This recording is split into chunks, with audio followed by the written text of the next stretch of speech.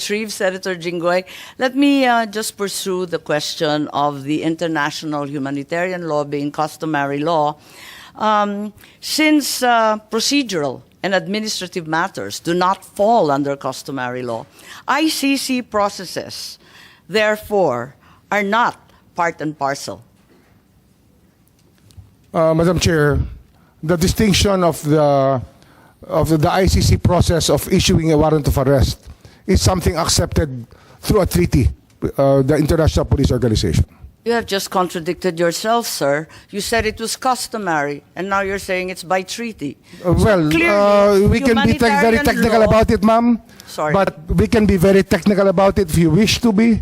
But the fact is, it is our accession to the Interpol which made all of this possible. We will go to the Interpol later. Let us discuss the ICC at this juncture. So while I will go with you for the sake of argument that the IHL, or International Humanitarian Law, has now become accepted as part of international customary law, I am unable to accept that ICC processes and administrative procedures as well are now part of customary law. I don't think so. The processes are not part of customary law. We have our own administrative processes. If you ask me about this, Madam, we can say that the IHL is the domestic law that we followed in recognizing the warrant of arrest issued against Rodrigo Roa Duterte. Which domestic law and process did Republic Act 9851, Your Honor. as mentioned previously? Yes, as mentioned previously, and within the provisions allows us two options, either extradition or surrender. We chose the executive mode, which is surrender. We will go to that later, but at this juncture, therefore, I get an acceptance from the Secretary that, in fact, the processes that should have prevailed should have been those stipulated under RA 9851 or our own local law. We follow the process, ma'am. Thank you. So that's correct. On the same day, if I may proceed, the President also said, I do not see what its jurisdiction is, referring once again to the ICC. Can we bring back the video? I think there is a statement there.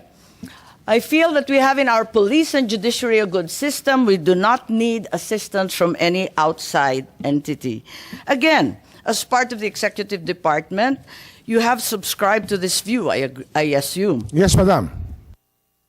So to clarify, the statement means that the President was not recognizing the jurisdiction of the ICC over the crimes allegedly committed by the former President. Is that correct? We do not recognize the jurisdiction of the ICC over our country.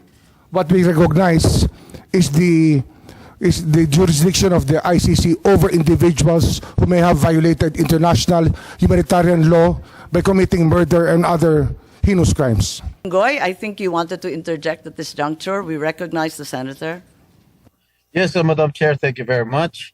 The DFA, the DOJ, the DILG, and the PNP has already admitted that we are not members of the Philippines is not a member of the ICC. Therefore, why did we surrender a Filipino citizen before the ICC?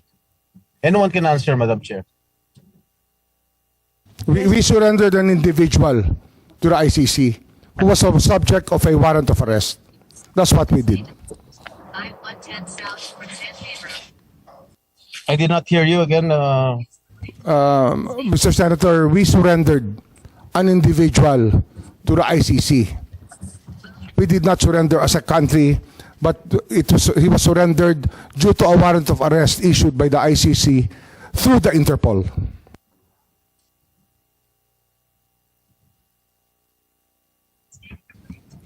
Senator Jinggoy, any follow-up questions, please? Thank you. If that's the case, while we've attempted to retrieve Senator Jinggoy, let me just pursue the question of the international humanitarian law being customary law. Since procedural and administrative matters do not fall under customary law, ICC processes, therefore, are not part and parcel. Madam Chair, the distinction of the ICC process of issuing a warrant of arrest is something accepted through a treaty, the International Police Organization. You have just contradicted yourself, sir. You said it was customary, and now you're saying it's by treaty. Clearly, we can be very humanitarian technical law- about it, ma'am. Sorry. But we can be very technical about it if you wish to be. But the fact is, it is our accession to the Interpol which made all of this possible. We will go to the Interpol later. Let us discuss the ICC at this juncture. So while I will go with you for the sake of argument that the IHL, or International Humanitarian Law, has now become accepted as part of international customary law, I am unable to accept that ICC processes and administrative procedures as well are now part of customary law. I don't think so. The processes are not part of customary law. We have our own administrative processes. If you ask me about this, Madam, we can say that the IHL is the domestic law that we followed in recognizing the warrant of arrest issued against Rodrigo Roa Duterte. Which domestic law and process did Republic Act 9851, Your Honor. as mentioned previously? Yes, as mentioned previously, and within the provisions allows us two options, either extradition or surrender. We chose the executive mode, which is surrender. We will go to that later, but at this juncture, therefore I get an acceptance from the Secretary that, in fact, the processes that should have prevailed should have been those stipulated under RA 9851, or our own local law. We follow the process, ma'am. Thank you. So that's correct. On the same day, if I may proceed, the President also said, I do not see what its jurisdiction is, referring once again to the ICC. Can we bring back the video? I think there is a statement there. I feel that we have in our police and judiciary a good system. We do not need assistance from any outside entity. Again, as part of the executive department, you have subscribed to this view, I assume. Yes, Madam. So to clarify, the statement means that the President was not recognizing the jurisdiction of the ICC over the crimes allegedly committed by the former President. Is that correct? We do not recognize the jurisdiction of the ICC over our country. What we recognize is the jurisdiction of the ICC over individuals who may have violated international humanitarian law by committing murder and other heinous crimes.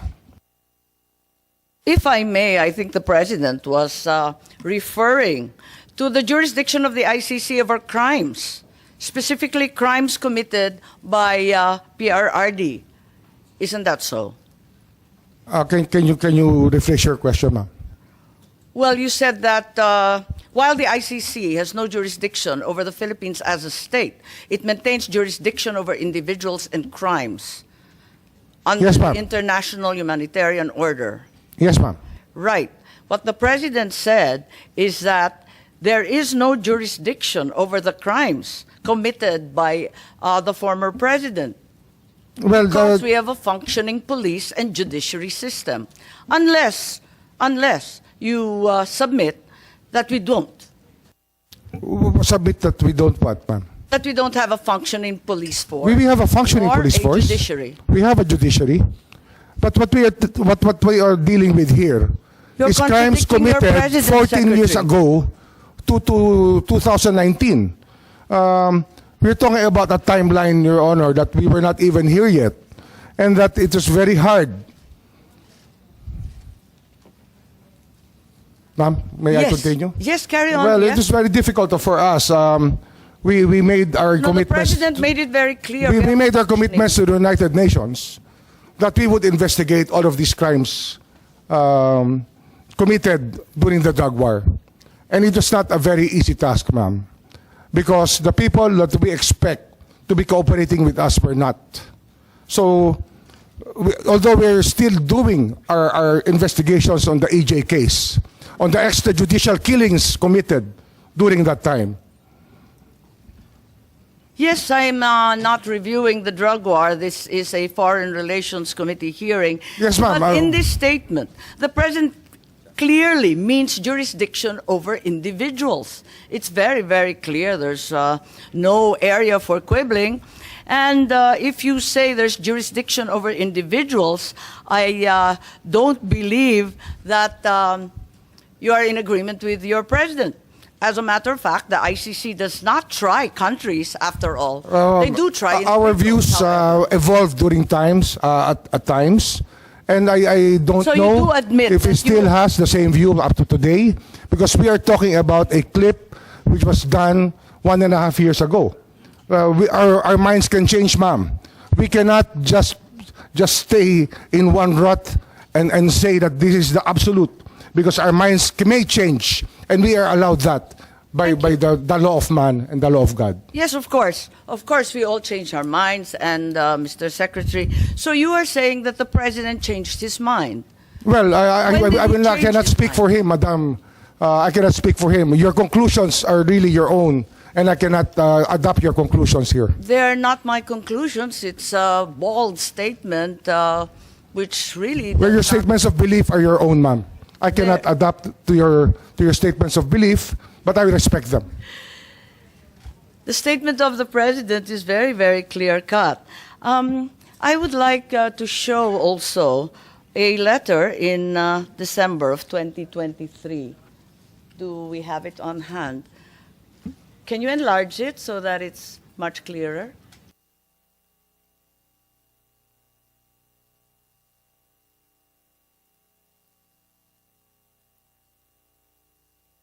Okay. On screen is a letter dated 15 December 2023 addressed to Vice President Sara Duterte, where the President says that the jurisdiction of the ICC over the Republic after the effectivity of its withdrawal is very much in question, and I'm certain that all the members will echo my views on the matter. Would you like to comment? Anyone would like to comment on the said letter? Is it correct that if this was in fact a work in progress, as stated by Secretary Remulla, as of 15 December 2023, all the secretaries and undersecretaries already holding such positions at that time also viewed the ICC as having no jurisdiction over the country, as stated by the President himself in the letter? We did not assist the ICC, ma'am. We continued with the very tenor of the letter, that we did not assist the ICC. We never had contact with them. We'll go The there. investigation that they conducted was through their own methods, and we did not in any way assist them. As said in your letter, we cannot. It's we not did my not. letter, sir, it's the President's. It's a president's letter. We did not assist them. I think that's not the question. My question is simply to say that as of that date, all those in the cabinet were in agreement with the President's statement. Is that correct, Secretary Teodoro? As of 15 December. Ma'am, the President's statement is binding, and I defer to Secretary Remulla that we did not, that no government agency, the DND, never cooperated with the ICC as in accordance with the statement.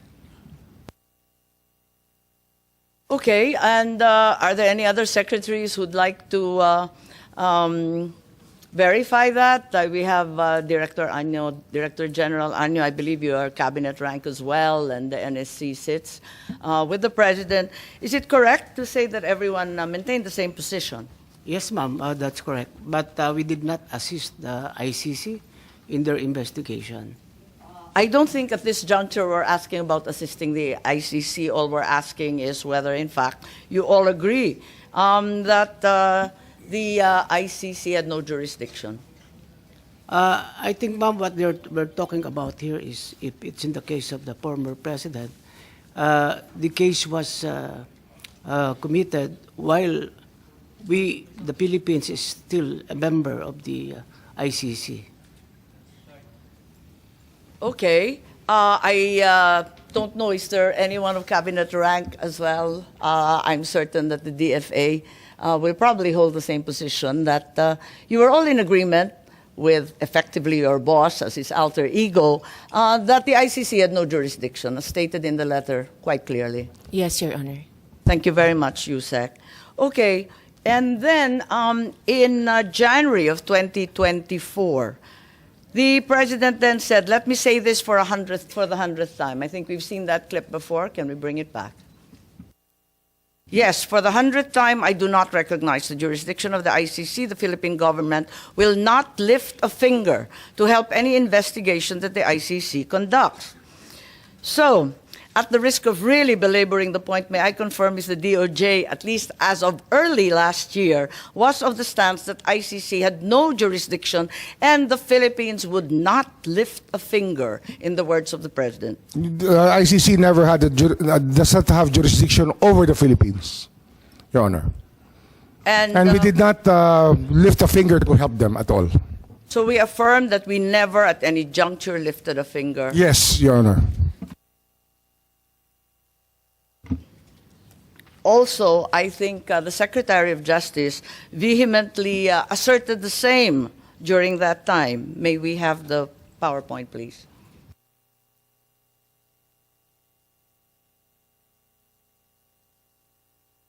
Are these your words, Secretary? Yes.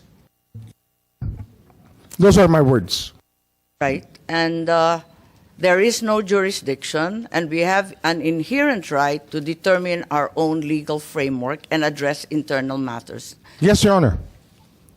So also there is an assertion that our justice system is robust and functional. Your words, sir. Yes, Your Honor. However, 10 days later, after Secretary Remulla gave the above statement, on 20 February, there seems to be a slight yet significant change in the tone of the president's rhetoric when he said, I am not certain if we have the PowerPoint. Do we have a slide with the president? I don't approve or deny it, but you know the ICC, haven't done anything illegal. We will do something about it. We are an open country. Maybe clarified as to what the president meant, given that there seems to be a determined change in attitude, that in fact we are an open country. And until they being ICC, do something illegal, wala siyang gagawin para hintuin sila. Parang naiba ang usapin. I will have to ask what question was asked of the president before I make any response, because I do not know what context the president said those words. I think it's not unclear. Hanggang may gawin sila na illegal. May I ask the PNP, the DFA, anong ibig sabihin if they do something illegal? Na nanghimasok sila, na may ginawa sila sa Pilipinas? Maybe I can answer that better, ma'am. An example would be to take an oath of somebody within the Philippine legal system. They are not allowed to do that. Okay, so until such time as they do something illegal, like requiring an oath of someone being entirely unauthorized as foreigners, is that your meaning? Yes, ma'am. Okay. Does this mean that the Philippine government was allowing the ICC to enter and investigate, provided they did not amount to any illegal action? Nobody ever identified themselves as the ICC when they entered our country, if ever they entered our country.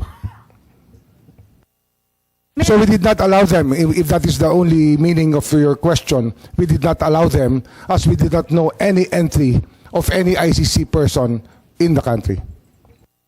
The president's statement seems to suggest otherwise. We are an open country. So Yes, ma'am, but we could not- that there in fact were others coming through. Well, we suppose that people were coming in and out of our borders. We have millions and millions of people entering our ports and airports, and And we we cannot are ask all of them if they are related to the ICC or not. We cannot do that, ma'am. Okay, perhaps we can call on Secretary Año. Did you have any information that, in fact, the ICC had resumed its investigation? Because clearly there is a pivot in the President's statement. Perhaps you can enlighten us? Ma'am, as far as the NSC is concerned, we have not monitored any investigation conducted by the ICC inside the country. So, at no point after the pre-trial chamber authorized the prosecutor to resume its investigation, did in fact resume its investigation in the Philippines? We don't have any information that they conducted an investigation here, but probably in Bakit their own nabanggit ng base. Pangulo na meron ng possibly illegal entry and that in fact they were welcome since we were an open country? Ano kaya ibig sabihin nun? Ma'am, may I? Yeah, may I refer to the DOJ, ma'am? Yes, please. Yes, ma'am. It's really important that we know the context by which the President gave the statement. If we do not know the question, we cannot understand the answer. I think that it's very basic, ma'am. Yes, and we're all subject to the media. I just found this through the media. I am not aware of any specific or special context. My understanding is that it was an interview, as is usually given by public officials. Yes, ma'am, but it's usually the context by which we are asked a question that we give an answer. So unless we hear the exact question that he was asked, we cannot give you a complete answer to this question, ma'am. Perhaps this will be clearer. November 14, 2024, the President was quoted as saying, if that's the wish of Duterte, we will not block the ICC. We will not just cooperate. I think this requires no context. It's pretty straightforward and direct. Well, we also want to know his response to what stimulus, because if there's a question, we want to know the question. We still want to know the question. Simply, he was asked if he approved of the presence of the ICC in the Philippines. There seemed to be some awareness in the public and in the media that the ICC was already here. So they asked the President, what do you think? And he said, we will not block them. We will not just cooperate. There's clearly a change in tone and in order. Well, if they have not violated any law, I don't think that we should be alarmed at anything that they're doing here, as long as they are not violating our laws. What does not blocking the ICC mean? Non-cooperation, I think we mentioned that. Well, still non-cooperation, because we never, up to now, had any communication with the ICC, officially or unofficially. Again, I remind you of the President's statement earlier, will not do anything about the ICC as long as they don't do anything illegal. Isn't this tantamount already to blocking the ICC and not cooperating? Can you put the question into context, ma'am, please? There is no context. It's simply that previously the President said that the government will not do anything about the ICC, like you commented on, unless they do something illegal in the Philippines. Is this not tantamount to blocking the ICC? Well, blocking the ICC, we never knew that they were here. We cannot do something that we do not even know or identify the people who are supposed to be blocked.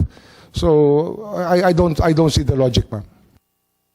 No, it's a simple question, straightforward. As of November 14 last year, ang sinabi ng Pangulo, no blocking, pero no cooperation din. Tama? Marahil, yun siguro ho, mas maganda hong Tagalogin natin, hindi tayo tutulong sa kanila. Hindi tayo tutulong. Hindi tayo hahadang, ngunit hindi tayo tutulong. Yung paghadlang kasi, wala. Ng anuman investigasyon, pwera lang kapag illegal na ang ginagawa. Pero ganun nga ho yun. Hindi rin tayo tutulong. Ganun ho ang batas natin eh. Nanguhuli lang po tayo pag may ginawa ho mali. May ginawa ho paglabag sa batas. Ang maliwanag dito, nag-umpisa na ang investigasyon. As of November nung Hindi, nakaraan. hindi ko po Eh, masasabi yun. Kasi bakit wala kas- po akong contact, wala po akong alam na ganung hong usapin nung panahon na yun. So ang ibig sabihin, hindi pa nag-uumpisa ang investigasyon, nagsasalita lang ang presidente ng kusa na Depende nga ho sa nagkaiba tanong. Ang problema ho, sa dating salita. ang problema ho, kung hindi natin alam ang tanong, paano natin malalaman kung paano ba dyan sinagot yung tanong sa ganung paraan? Kaya kung pwede ho, ilagay nyo natin sa... Kasi sabi ko lang ng ilagay po tanong. natin sa talata yung tanong na tinanong kay Pangulo para malaman natin kung ano ang kanyang sinasabi. Kasi hindi ho eh. Ang ganitong salita po ay response po sa isang tanong. Kaya dapat yung tanong po sana iharap niyo po sa atin Binasa para ko na- para buo ang pag-uusap. Tsaka sino po ang nagtanong? Anong pagkakataon yun tinanong? Ang media ang nagtanong at ang simpleng tanong, aprobado mo ba ang presensya ng ICC in the Philippines? I think the identity of the media is irrelevant. The question is, does he approve of the ICC in the Philippines? Ang sabi niya, simple lang naman, ay kapag walang illegal, talaga naman sasalubungin natin sa ating bansa pagkat tayo ay bukas at malaya.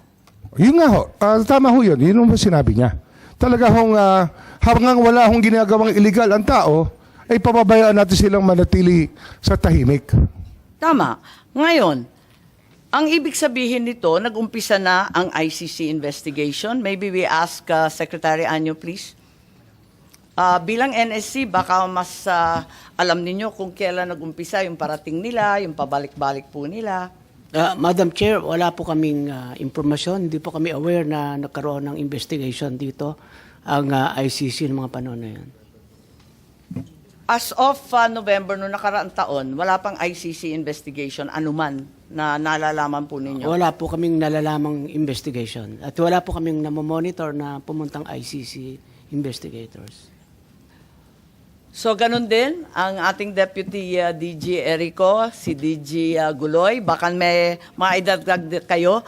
Dahil ang pagkaintindi namin, pag narinig mo, nabasa mo, simpleng pagkaintindi, sinabi na ni Presidente, hindi namin pagbabawalan. Ano kaya yun na pagbabawalan?